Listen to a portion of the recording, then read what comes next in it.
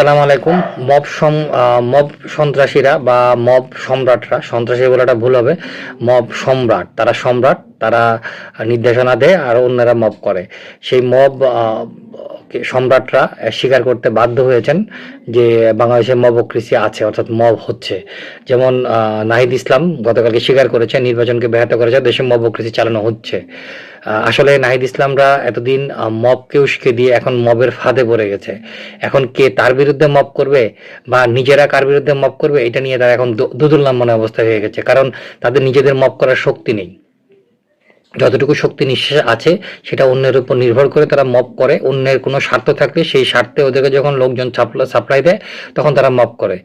এছাড়া এখন তারা যে ভয়ে আছে যে বিরোধী শক্তির মবের শিকার হয়ে তারা কোন দিকে পড়ে, কি হয় তাদের, সেই মবের ভয়ে তারা নিজেদেরকে এখন মবের থেকে বাঁচানোর জন্য বাংলাদেশে মবক্রেসি আছে বলে তারা স্বীকার করে নিয়েছে।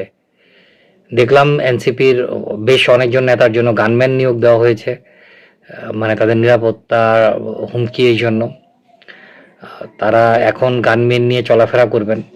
বাংলাদেশে যে অবৈধ অস্ত্রগুলো আছে, যে মবিসদের কাছে বা মবক্রেসি যারা করে তাদের কাছে, কিংবা যে সন্ত্রাসী গোষ্ঠীর হাতে বা যে জঙ্গি গোষ্ঠীর হাতে, তারা তো এই নাহিদদের সমর্থন পেয়েই এতদিন টিকে ছিল। এখন হয়তোবা নাহিদদের কাছে গানম্যান থাকার সুবাদে যে অবৈধ অস্ত্রগুলো আছে সেই অস্ত্রগুলো ব্যবহারের সুযোগ তৈরি হবে। এরই মধ্যে দেখলাম খুলনায় একজন গুলিবিদ্ধ হয়েছে এনসিপি নেতা। আসলে বাংলাদেশের নির্বাচনটা বানচাল করার জন্য যা যা করা দরকার এবং যা যা সিমটম আছে সবই ঘটছে, এবং নির্বাচন তফসিল ঘোষণা হয়েছে, সবই হয়েছে।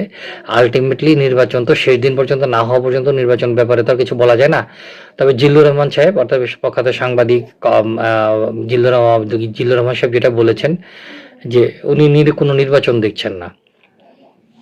আসলে যার সাথে কথা বলেন না কেন সবাই বলবে যে আসলে নির্বাচনটা তারা দেখছেন না। তবে নির্বাচনের তোড়জোড় চলছে, নির্বাচন অনেক কিছু চলছে। বাংলাদেশের একমাত্র দল বিএনপি যারা চাচ্ছে যে নির্বাচনটা কোনো রকম হোক, আর কেউ চাচ্ছে না, কারণ নির্বাচনটা হয়ে গেলে সকলেই জিরো। ধন্যবাদ।